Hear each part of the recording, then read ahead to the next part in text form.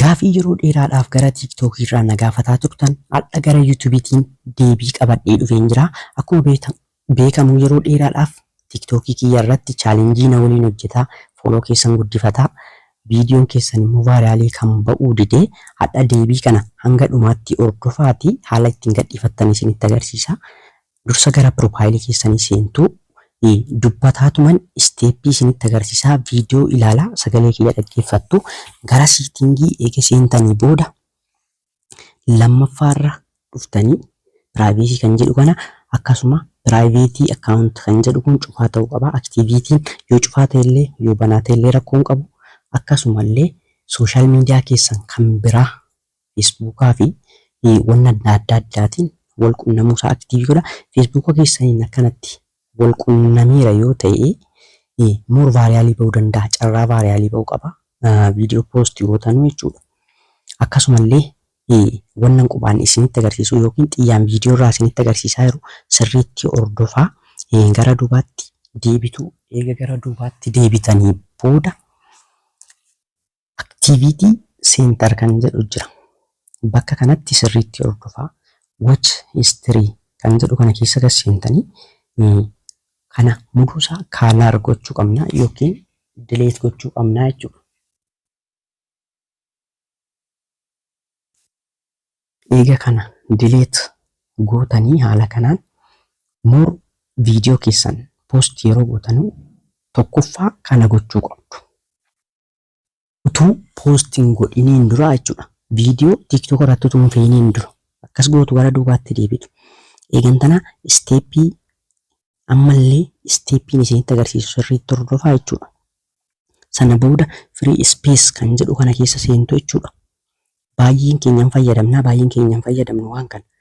Kalaar godhamuu qaba. Hundi isaa duwwaa ta'uu qaba. Utuu poostii viidiyoo keenyan godhiniin dura hundi isaatu duwwaa ta'uu qaba jechuudha. Kalaar gootu akkasuma viidiyoo lafa kaa'attanii kanaan dura qabdan yoo jiraatte kalaar gootu. Kalaar gootanii gara duubaatti naaf deebitu. Eega gara duubaatti deebitanii sirriitti na hordofaa. Gara duubaatti deebitu ammallee fixxaniittu jechuudha. Keessaa cheekaappii jara kana eega fixxanii gara duubaatti naaf deebi'aa. Sirriitti na hordofaa. Isteeppii adda addaa kan biraallee haala ittiin gadhiifamu kan isinii gadhiisu ni jira. YouTube kana subscribe, like gochuun eegalaa. Galatooma ulfaadhaa. Gara duubaatti deebitanii eega gara duubaatti deebitanii asii kaafnee ammoo itti fufna. Ergaa as keessanii sirriitti na hordofaa amma jechuudha. Sirriitti na hordofaa amma.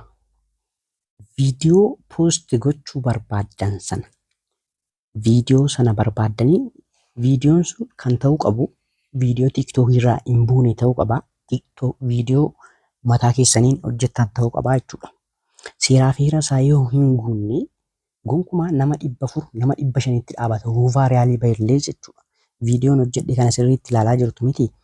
Viidiyoo haala kanaan viidiyoo bareedaa miidhagaa akkasii hojjettanii akkasuma editingii isaallee sirriitti tolchitanii haala ittiin editingii gootanuu yeroo biraa isiniif hojjedhaa. YouTube kana subscribe, like gochuudhaan komentii irratti yaada qabdanuu maal akka isiniif hojjedhullee naaf ka'aa. Akkasumallee cheekaappii jara kanaa hordofuu hin dhiisinaa. Wanni kan koo irratti banaa jiru kan keessan irratti illee banaa jiraachuu qaba jechuudha. Sirriitti na hordofaa. Akkasuma kana 1 million view irratti fooldarii isaa aad goona. Bileesiste jechuudha. Akkasumallee allow kan jedhu kana jechuudha. Allow headlights quality kan jedhu upload kan jedhu kana banaa ta'uu qaba.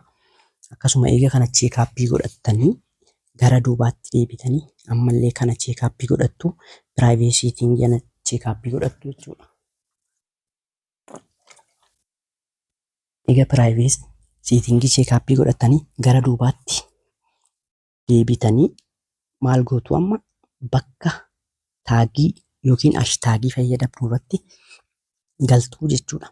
Eega bakka ashtaagii fayyadamtan irra galtanii ammaalii fi barreeffamaa dhuman qabaan sila isuma barreeffamaa qabuun godhee isinillee haala kanaan Asad Faamilii jettanii akkasumallee wanna view baay'ee qabu ilaaltanii fayyadamuu dandeessu.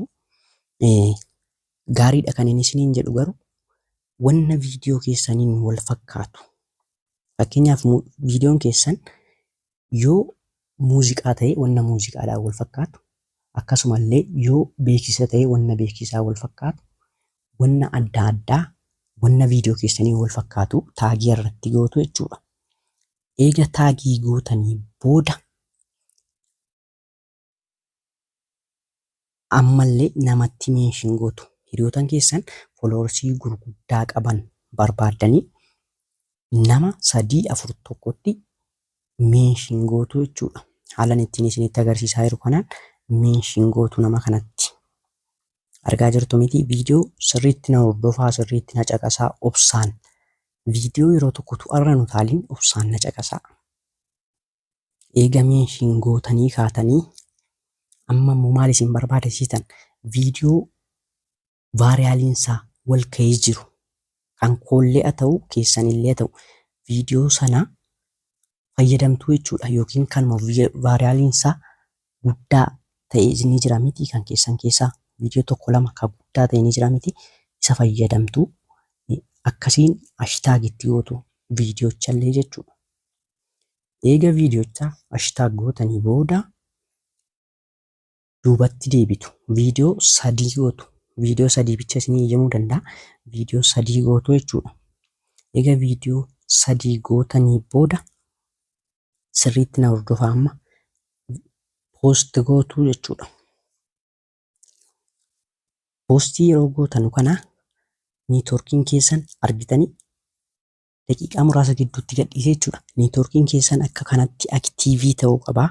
Akkasumallee TikTok irraa bahuu hin qabdan. Hanga kamitti?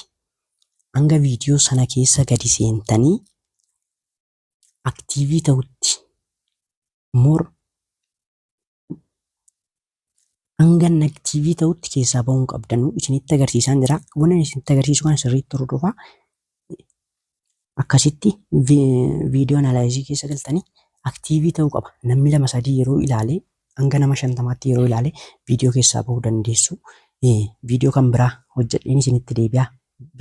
Poostiin kun viiyuu meeqa argate kan jedhu irratti hojjedheen isinitti deebi'a. Paartii 2 ni qabaa. Tokkoon kanaan hin dhaabatu. Subscribe, like, share